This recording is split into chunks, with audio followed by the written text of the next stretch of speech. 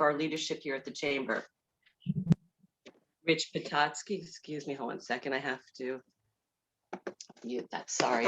Rich Patotsky, Miami CFO, and Steve Krennick, our treasurer, who is a tax partner at Cohn Resnick in the Private Client Service Practice Group in New York. I'd like to recognize past chair of the board, Michael Goldberg, Senior Vice President, Iberia First Horizon Bank, and to recognize and to thank First Horizon Bank for their sponsorship of this program. I want to thank Michelle Berger, Mayor Gelber's Chief of Staff, and Adrian Chamberlain, of course, the incredible team at the Chamber for their efforts today and every day. Today, we're so fortunate to have a great speaker, John Woodruff, who's the City of Miami Beach CFO and is an innovative and results-driven leader with 23 years of government experience.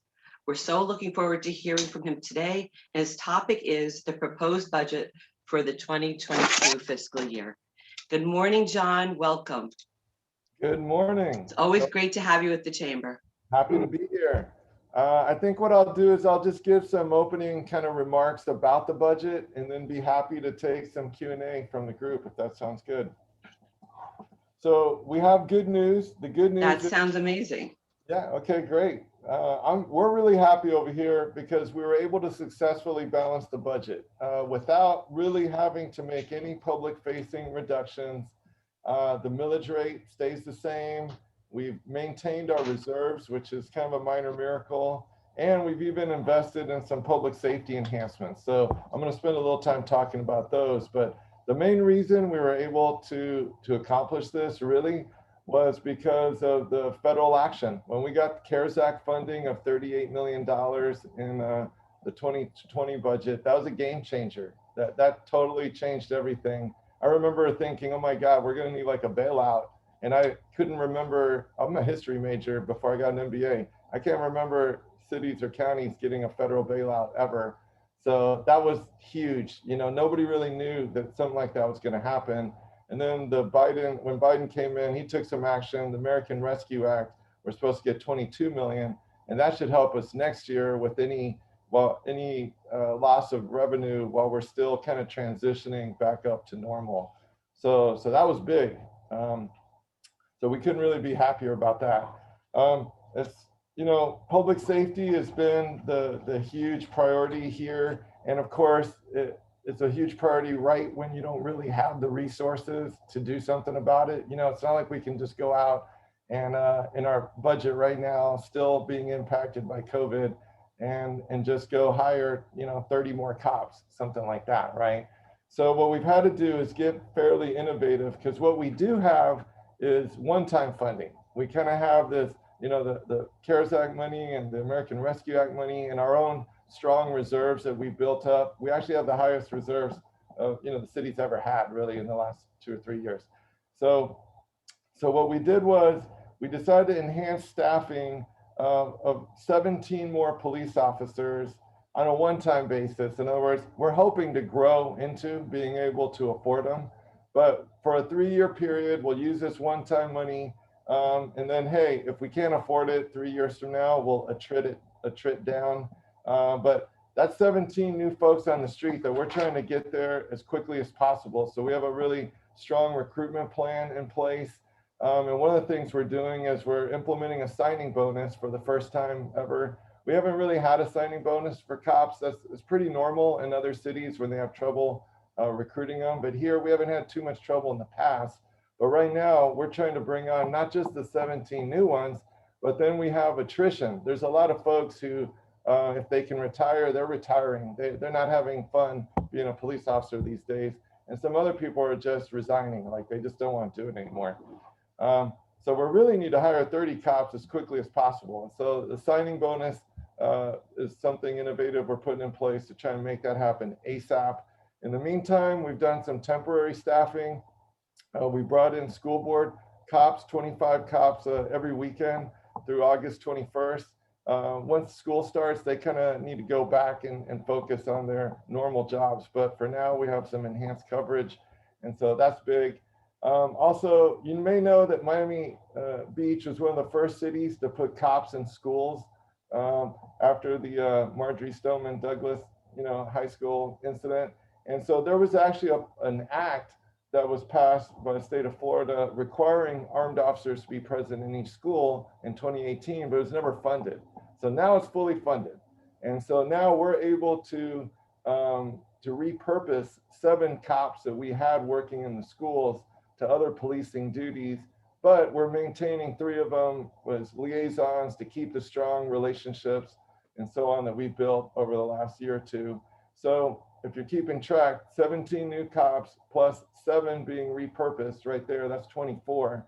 And then there's a new Smith and Walensky lease that's going to be on the voter referendum this fall. And if that passes, there's going to be we're proposing to earmark the incremental revenue there to add 2 more cops now and probably 4 more in the future for a total of 6. So plus 2, that gets us up to 26 new cops on the street, even though in theory, we don't really have a lot of resources to work with. So we're trying really hard to make it work.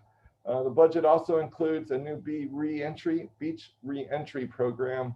As you know, every now and then we have to shut down the causeways, maybe from spring break getting out of hand, or if we've done an evacuation and we need to let people back in. I think everybody's familiar that it can be a real mess to get back in the city. It can take hours. And so we've created a program where we're going to use license plate readers to help residents and folks who work on the beach be able to get in and get out much faster. It's not, people have told me it's not a fast pass, but it's going to be much better than what you've seen in the past. On the resort tax side, let me just talk about that for a minute. So very interesting where, in the first quarter of the year, our first quarter is October through December, we were seeing, 25% or about 50% of normal. And so we were really worried, like, are we going to have a high season here? Like, what's going to happen? And then all of a sudden, domestic travel's really just exploded. I'm sure you guys have seen it. And so our question is, well, how long is that going to last? Because we don't really have conventions and meetings yet. We don't have the cruise industry yet. We don't really have a lot of international travel. So, it's great. We're just not sure how that's going to transition back to normal, but so far so good. Definitely looking much better than most other destinations. And so for next year, we're trying to be a little conservative and assume 85% of normal, but hopefully things will keep up. And then we will be able to layer in conventions and meetings and cruises and things like that. The budget also includes, for the first time, some money for spring break programming. So $2.4 million for that, and another $1 million for additional police staffing during spring break. Spring break used to be, the old version of spring break prior to about 3 or 4 years ago was fairly tame in terms of needing additional dollars from the budget. But the last 2 or 3 years have really, it's changed. It's become 4 weekends of craziness. And so, we've been trying different things, and now we're really getting serious with the programming plan. So we're hopeful there. So the budget does include money for that. Also, code enforcement has been a big topic.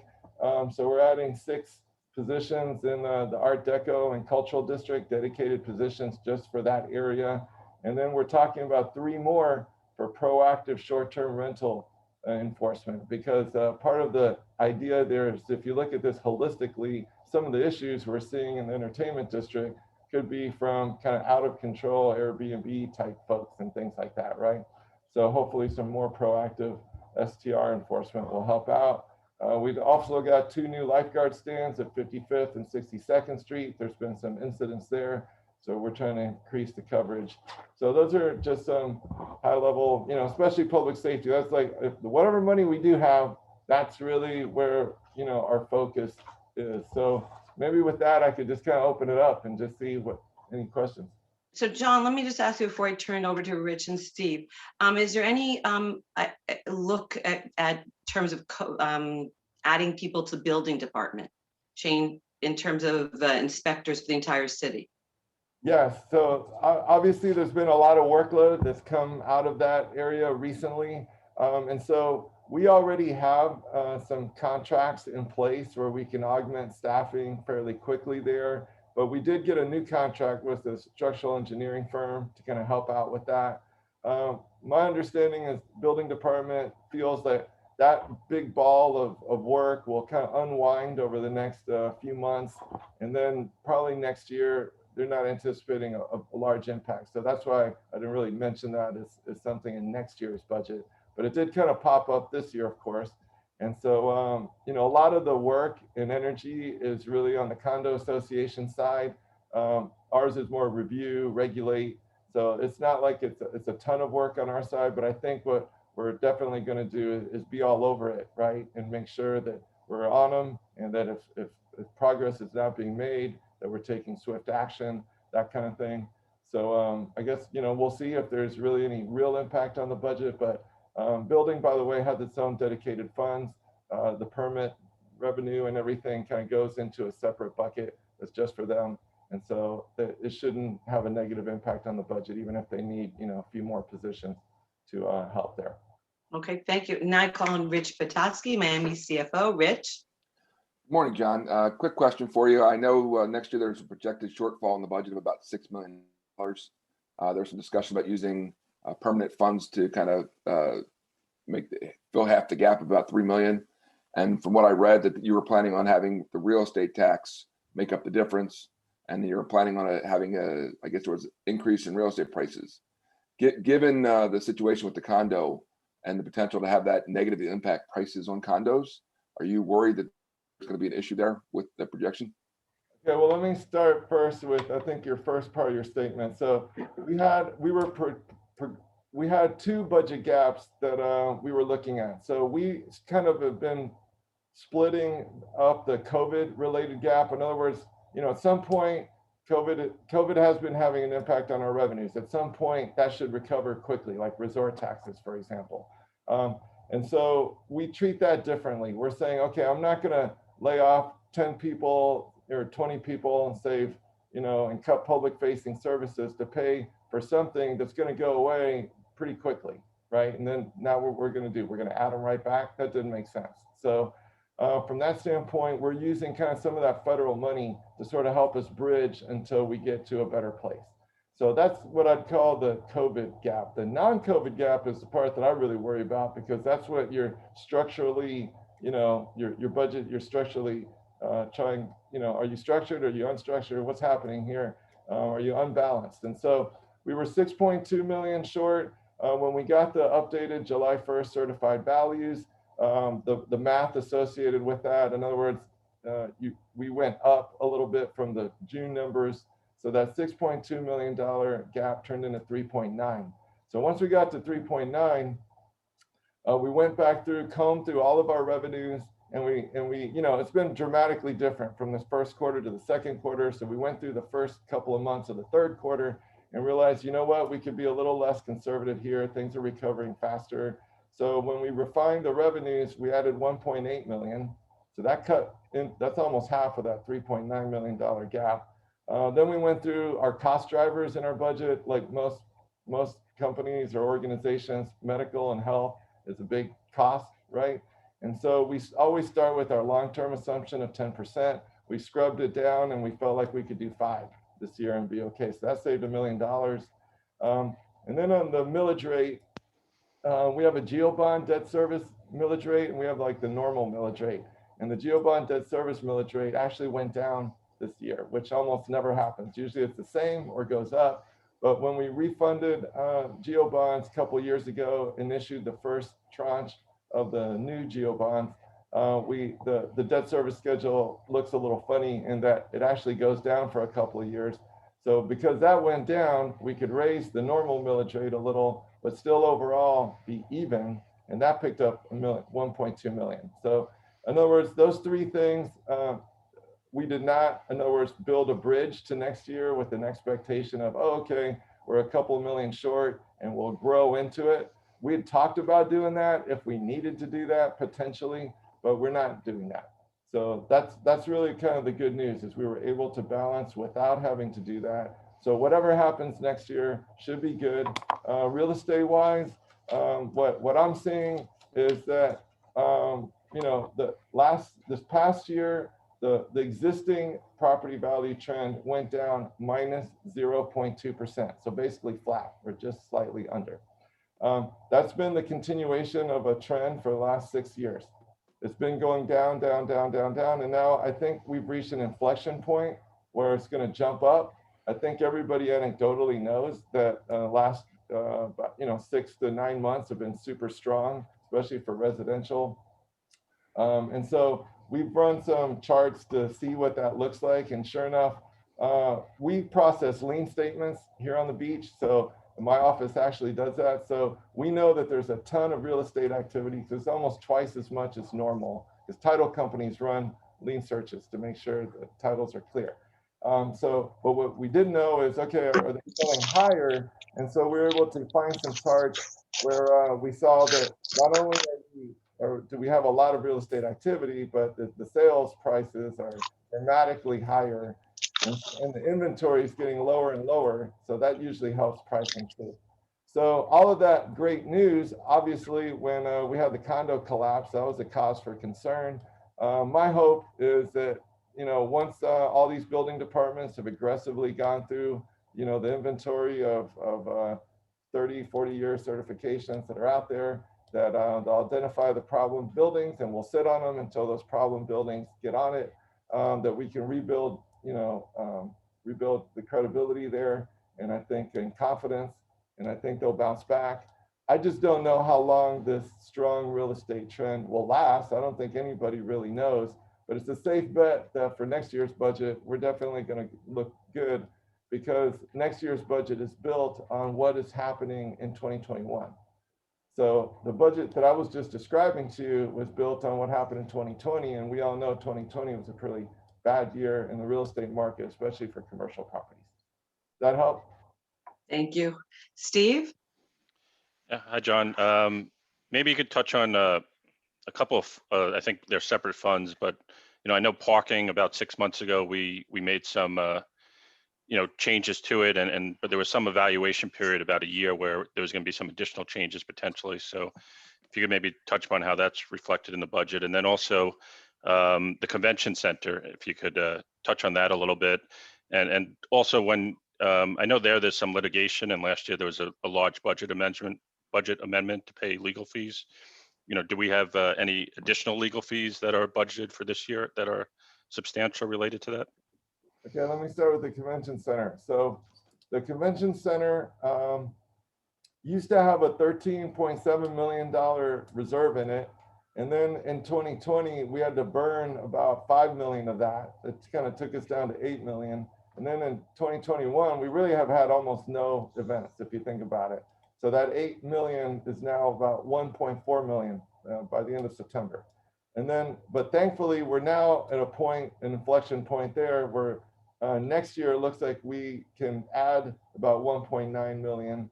So, when I first did the budget, it was looking like it's going to be negative next year, but things are picking up. Every month we're picking up new events. So everything's looking good so far. So the convention center fund, we almost kind of bottomed out, if you will, and now we're kind of getting back to a better place. So I'm feeling good about that.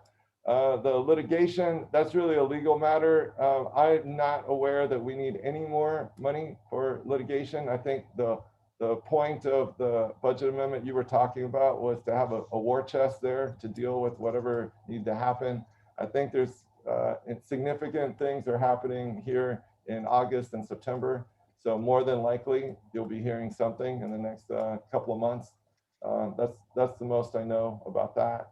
As far as parking goes, you're right. Last year, that was a big topic of conversation because we kind of needed to right size that function, right? In the private sector, that's very common. In the public sector, that's hard to do, right? Because we have unions, all kinds of different issues to deal with. And so, at some point we had 90%, revenues were down 90%. So something had to be done in order to preserve our credit ratings and so on. So we took strong action. We cut like 38 positions in parking last year. That really helped the cost side of the equation. And because tourism has bounced back so much, the revenue side has also bounced back. And we're finding that with the new cost structure that we put into place last year, that everything's kind of working out. It's looking good. We have monthly meetings though, just to make sure, but so far it's looking really good. So, all those measures we took last year are kind of paying off now. And one of the things they're actually doing is just trying to get staff back up because they do still have vacancies. We had frozen some positions and we need to strengthen enforcement, especially in residential areas is one spot that I know we need to work on. Rich, do you have another question? Steve? I'm going to open it up to our audience. And if we don't, I'm going to thank John for being with us today. And thank you for the good news. We like to hear good news. And we look forward to hearing good news next year as well.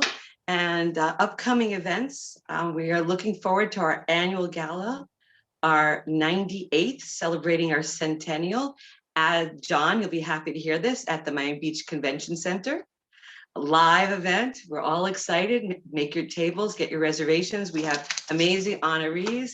We have Michael Capone from Global Empowerment, DJ RE, Wayne Pathman, Samantha Schnoor, and Bart Goldberg, Michael Goldberg, our past chair, Michael Goldberg's dad, and an iconic individual in his own right. It's our 100th anniversary. So please make your tables, get your reservations early, because you do need to have a special password for our Prohibition era themed gala. So it's going to be like a speakeasy. So get in early, get your reservations early to get that password. And it's being chaired by our vice chairs of our board. And we look forward to seeing everyone there. And we have the Badass Woman of the Year Awards coming up August 27th.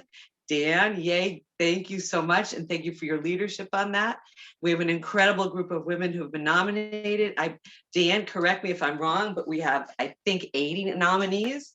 Yeah, it's a lot of women, a lot of impressive women from this community. And we're looking forward to seeing everyone. It is going to be sold out. So really get your reservations in. And thank you once again, Deanne, for your leadership and for your whole team, and Morel and the staff at the Chamber for bringing that to fruition. So we look forward to seeing you next week on Chamber Chat. Thank you so much. And thank you, John, for being with us here today and sharing good news. So looking forward. Thank you to my co-hosts, Rich Petotsky and Steve Krennick, for getting up early. Thank you.